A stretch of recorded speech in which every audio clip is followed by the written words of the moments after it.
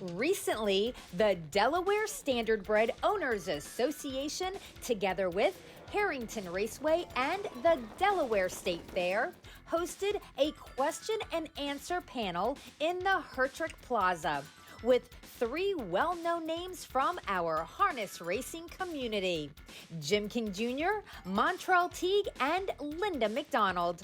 Let's check out a little from this special Q&A session. How did you get into harness racing? Well, it was family, and if your family's in it, it's just the kind of thing that you do is follow your family right around, and it's you do so much of it that it just becomes something that you do. Montrell has a similar story, I think. Yep, third generation. I don't think I had a choice but to drive horses, seeing as I'm made to do it. Dad's made to train. He's a little bit bigger. But, yeah, same thing. If you're bred into it, it's pretty much in your veins, and you're going to do it regardless.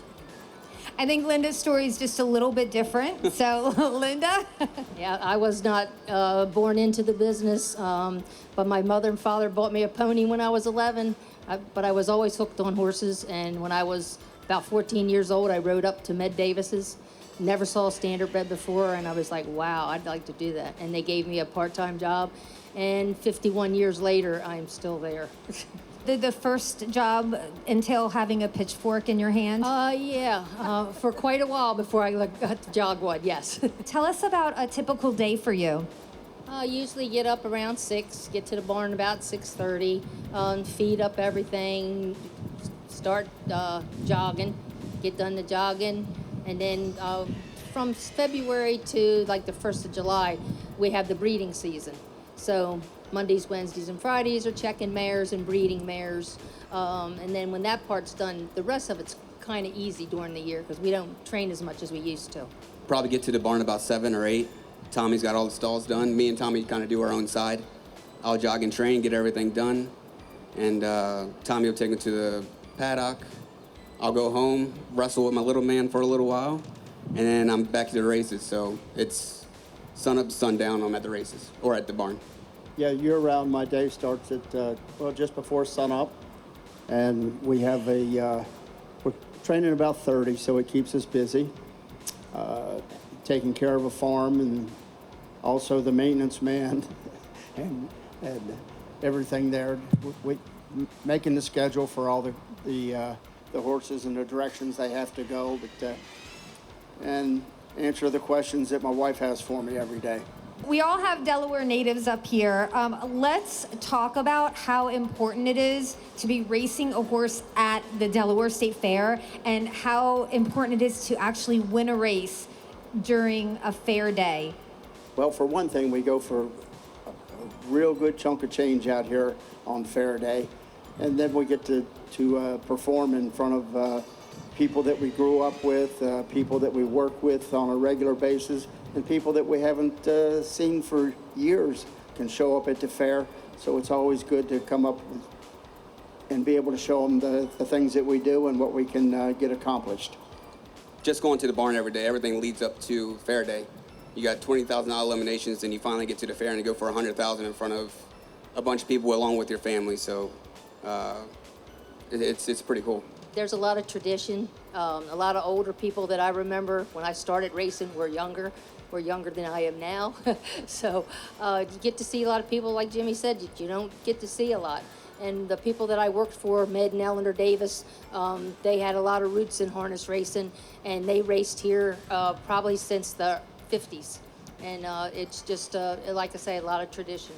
What do you love about horses? Why do you like working around horses? Well, my father had horses, riding horses when he was a kid.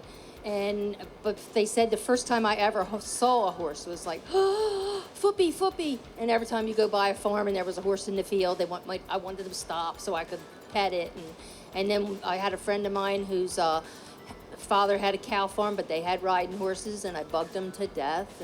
But when I saw the standardbreds, I just never had seen that in my life. And the standardbred is a different breed of horse. Most of them are a lot calmer.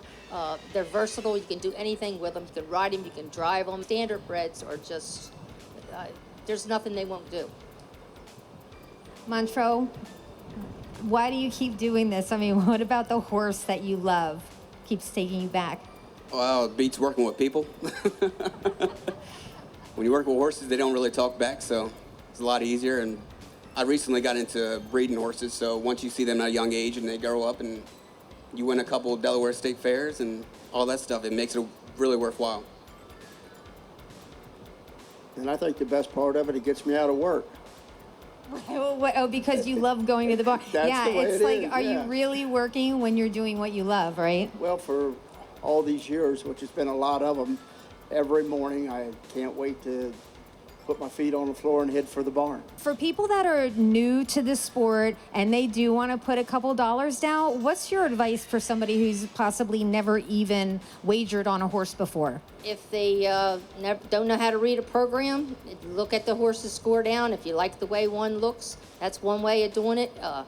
Pick a number for exacta, your house number, your birth date. I would say just pick your favorite number, pick your favorite horse, the name, if the horse's name catches your fancy. Or, I don't know, just bet that the amount that you can actually allow to lose. Don't overbet. Don't chase what you just lost. No, good advice. Pick a name, pick a number, and go with it. Ask your kids. That's probably the best way to go. And just remember, if you bet a horse to show and he wins, you still win. So it's just because you bet him to be third, you're betting on him to be at least third. So got to remember that part of it. Don't throw good tickets away. Just to tie things up, talk about like why you love harness racing so much. It's different than a 9-to-5 job. You get to go to the barn, you get to go to the races, you get to do stuff that people don't even know about. So when you tell people that you're a horse driver, they're thinking I'm a jockey that sits on the back of them and I'm going to the Kentucky Derby or something. You got to explain it, what I really do, and it opens up their eyes too, and they would never know about it unless they knew a person that was actually into it.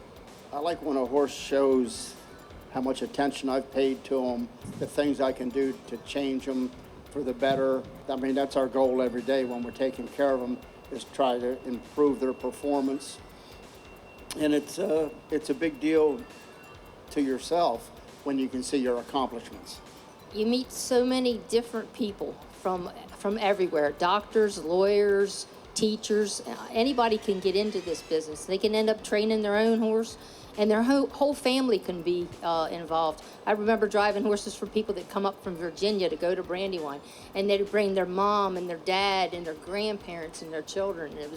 And they just had so much fun, and they could all participate. The little kids couldn't go in the paddock, but they could all participate when the horses were at the barn, and it's a family affair. Thank you, guys. Thank you so much for coming out and spending some time with us. Special thanks to Jim, Montrell, and Linda for taking the time to be a part of this panel. And to the Delaware Standardbred Owners Association, Harrington Raceway, and the Delaware State Fair for their assistance with this event. See you at the races.